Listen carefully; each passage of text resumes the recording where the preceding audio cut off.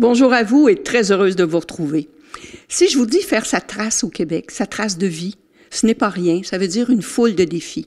Je vous invite aujourd'hui à faire une incursion en collaboration avec le Théâtre parmi nous qui nous présente un parcours particulier, singulier et attachant de femmes immigrantes. Ce sont des histoires en chemin.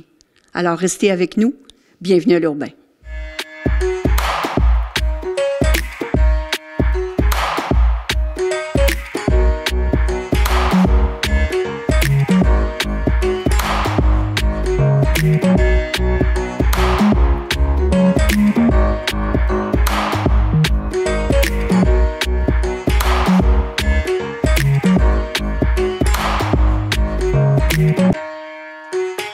Je m'appelle Oumou, je viens du Burkina Faso. Je m'appelle Esmeralda, j'ai grandi en Colombie. Le jour se lève sur Val d'Or. Je m'appelle Judeline, je viens d'Haïti. Le jour se lève sur Saint-Georges-de-Beauce. Je m'appelle Rachida et je viens de... Non, je ne veux pas jouer à ça. Je suis une immigrante, mais je n'aime pas ce mot. Bonjour Jean-François Gascon. Vous êtes directeur artistique ici au Théâtre parmi nous. C'est toujours un plaisir de venir vous rencontrer parce qu'à chaque fois, on fait une trouvaille, on apprend quelque chose, on sensibilise à un sujet en particulier. Et là, pour Histoire en chemin, moi, j'ai besoin de savoir d'où ça origine puis de quoi il va être question. Bien, l'origine du projet, en fait, c'est un projet qui a été initié par le ministère de l'Immigration, de la Francisation et de l'Intégration. L'origine, en fait, c'était de faire une œuvre qui rentrait dans le cadre des semaines québécoises des rencontres interculturelles qui ont lieu au mois de novembre de chaque année. Donc, c'est ça, le but, en fait, du projet, c'était qu'on fasse des actions artistiques et de sensibilisation par rapport à l'immigration et les rencontres interculturelles dans le cadre de cette semaine-là. Donc, le ministère nous a approchés pour faire différentes actions dans le cadre du projet. Donc, c'est ça, ça a commencé avec des entrevues avec des femmes immigrantes un peu partout dans la province pour se documenter. Et c'est ces entrevues-là qui ont servi à nourrir l'écriture de la pièce de théâtre que vous allez voir aujourd'hui. C'est au Québec que j'ai senti pour la première fois c'était quoi la tranquillité, la sécurité. J'attendais l'autobus au coin d'une rue à minuit, j'étais seule et je n'avais pas peur. Mes épaules étaient détendues. Je riais toute seule dans la nuit québécoise. J'ai écrit le mot liberté. Liberté, tranquillité. Et puis, j'ai appris plein d'autres mots tous les jours. Je suis partie d'un four pour arriver dans un congélateur. À quoi on peut s'attendre vraiment? Parce que c'est toujours un petit peu étonnant ce que vous nous présentez. Fait que j'aimerais ça, donner le goût aux gens parce qu'il y a toute une tournée. Hein? Il y a une représentation aujourd'hui, mais c'est la 22e, je crois, puis il y en a jusqu'à 51. Puis il va y avoir des suites. Alors, aujourd'hui, on s'attend à quoi? Bien, on s'attend à voir une pièce de théâtre qui est inspirée justement de comme je disais, d'entrevues avec des femmes immigrantes. Donc, ce qu'on va voir, c'est vraiment des personnages qui nous racontent leur parcours d'immigrantes, un parcours d'immigrantes qui est rempli de sensibilité et d'obstacles, en fait, parce que c'est pas facile, immigrer. Donc, ces entrevues-là ont inspiré l'écriture. Donc, on découvre à travers ces partages-là vraiment toutes sortes d'histoires qui ont été vécues par ces femmes-là. Donc, c'est ça, rempli de sensibilité et d'humanité. Quand on part léger. Quand le visa arrive, on ne traîne plus. On part à la hâte. Mes enfants me demandent pourquoi je m'en vais. Pourquoi je ne veux pas rester avec eux. C'est mon mari qui a dit aux enfants qu'ils ne peuvent pas aller tout de suite avec maman. Qu'ils iront me rejoindre très vite. Je vous amène dans mon cœur. Je vous aime très fort.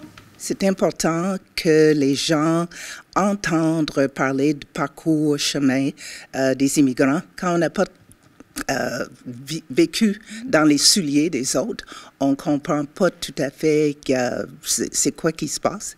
Il y a des choses très banales, mais qui sont difficiles.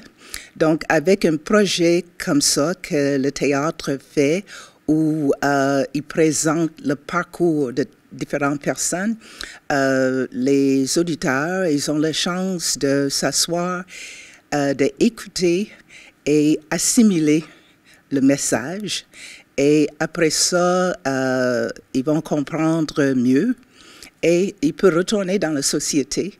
Puis c'est vraiment une richesse, je pense, les deux côtés. Parce que ce n'est pas juste les gens qui restent ici que tu dis « Oh, mais on va vous aider, on va vous faire apprendre des choses ».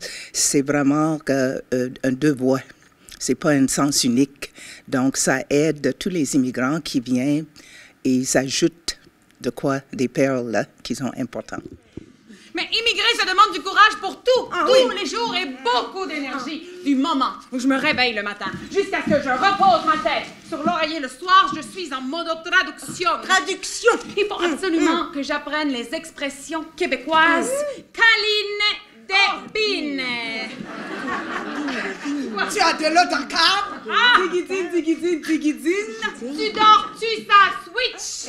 Tire-toi une bûche. Swing la baguette dans le fond de la boîte à pois. Oui. Attache ta tuque avec de la broche. Ah oui! Ah ouais, Digidine, trouve-toi une job! Mais nous, c'est important que ces voix-là soient entendues et puis que ça se rende un peu partout au Québec. Donc, d'entendre ces femmes-là qu'on n'entend pas souvent, on en entend parler, mais sont plus silencieuses. Fait que là, on peut porter leur voix au public, puis tendre la main, puis faire un échange. Puis c'est ça qui est intéressant aussi, puis qui est aussi très touchant pour tout le monde, je pense. Quand on quitte son pays, on vit toutes sortes de chocs. Il y a tellement de choses nouvelles auxquelles on doit s'habituer, s'adapter. Le froid, la neige, la nourriture qui est différente, la langue, les expressions. Ah oui! Les gens qui seront dans la salle, vous aimeriez qu'ils retiennent quoi de cette pièce-là? Que tout le monde, c'est des humains. On est tous là ici pour apprendre, pour partager nos expériences, puis que c'est très enrichissant. Donc, on a beaucoup à échanger de part et d'autre, des deux côtés, je pense. Madame Ouimet, je remplace Nathalie aujourd'hui. Je m'appelle Oumou. Vous savez ce qu'elle me dit? Mais pourquoi ils ont envoyé une noire pour me laver les fesses? Ça fait mal. Vous savez, le même sang coule dans nos veines. Vous avez des mains, des doigts. J'ai des mains, des doigts. Nous sommes pareils. Si je me blesse, mon sang est de la même couleur que le vôtre. Aussi rouge que le vôtre. La même vie coule en nous. Les 4 comédiennes qui sont dans la pièce, est-ce qu'avant, vous aviez déjà travaillé ensemble ou ça aussi, c'est quelque chose de particulier? Là, parce que faire une 50aine de représentations sur la route, là, ça doit créer quand même des liens particuliers. Oui, tout à fait. C'est la première fois qu'on travaille ensemble, les 4. On se connaissait pas. Non, on se connaissait pas. Donc, on est vraiment une équipe là, qui crée son noyau autour de cette pièce-là. Puis, je dirais que là, récemment, on a justement fait une tournée de plus condensée, beaucoup de routes ensemble, beaucoup de spectacles, un à la suite de l'autre. Puis, on sent qu'on prend notre envol aussi comme équipe, qu'on se soude à travers ça. Alors, c'est pas juste un titre, Histoire en chemin, c'est votre histoire aussi. Oui, c'est vrai qu'on entraîne aussi. Ah, on en accumule, nous autres aussi, là-dedans. Dès lors, depuis quand fait 6 mois, fait 4 ans, la digueuse 11 ans. Je fais des cauchemars, je rêve qu'on me force à quitter le Canada. Je stresse, je doute, j'angoisse tout le temps. Je stresse, je doute, j'angoisse tout le temps. Je pense que les personnes immigrantes ont un bout de chemin à faire, mais aussi la société d'accueil. Donc, c'est un 50-50. C'est comme les deux pôles qui se rejoignent puis qui forment un nouveau tout. Puis cette sororité-là, cette union-là qu'on veut partager, que malgré toute l'adversité, ben il y a une lumière aussi au bout du tunnel, que les choses avancent dans la bonne direction puis les échanges se créent. Oui, puis c'est par les liens que ça se fait. Un mardi après-midi, des hommes de la guérilla sont venus à la porte de notre maison.